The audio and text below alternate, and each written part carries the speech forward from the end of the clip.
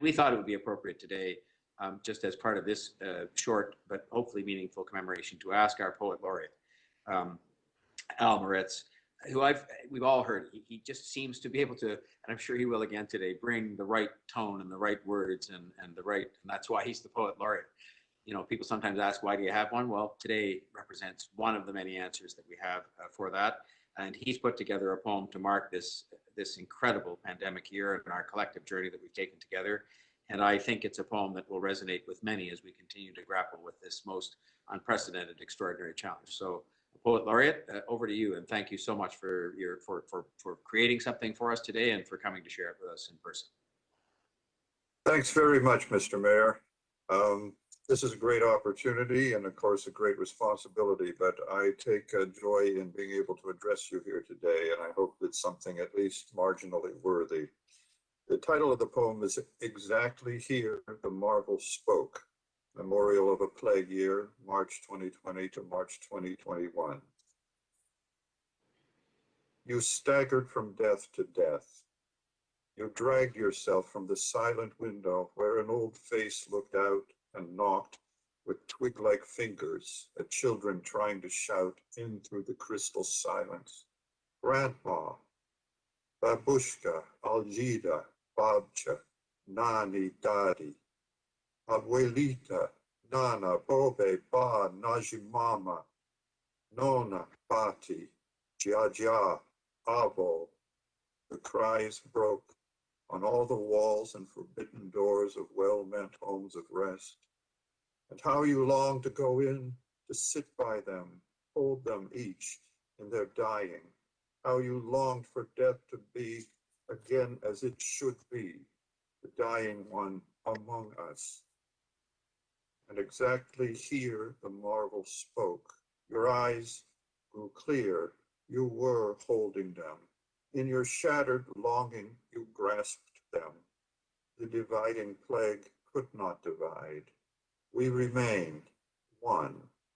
We still died with the dying. They still lived with us. In yearning, in dreams, in truth, we hugged the fallen silent head. And then, worn out, scarred from the crushing labor, the sweet duty of companioning our dead, we go back to daily things, our daily bread. And later, working, aching, we notice through our pain, we are slowly happy again. Broken, we find a silent bearing of the dead inside us, like a child newly conceived, like an immense and beneficent idea, gift of refreshment to the world. We just begin to glimpse it, a new health. We can't yet trace it clearly, but the work inhabits us with passion at lonely desks or in companionable walks in living rooms and discussion halls, laboratories, councils, factories. We work, we see another world. Our dead are with us now more wholly. With them, within us, we're going to know them face to face again, as we did before on the poor beloved earth. So we go forward through our home, Toronto, meeting place, and every tree and corner, every shop window that our grandmother knew. Every neighbor who once loved to talk with her, who always stops us to recall the same tender story, is a star now, a star of soft, radiant memory, a star of light from the past for today, of light from the dead for life. I wish I could put my arm around your shoulders, be beside you. Soon.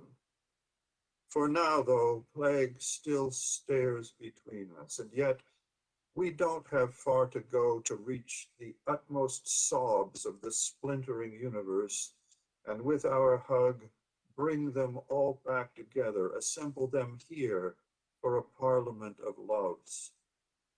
What's beauty and sorrow for? What's poetry for, if not to bring us near while we're alone until our lips and hands touch. I can gather all because I listen. I can hear you, speak with you, hold you in my heart. You are more than the helpless universe. We reach and bring everything that has burst, broken, died, left us, fled from us, everything frozen in the space of death, back into the loving quiet of a brook returning in late winter to the young life of purling water. It's March, winter kisses spring.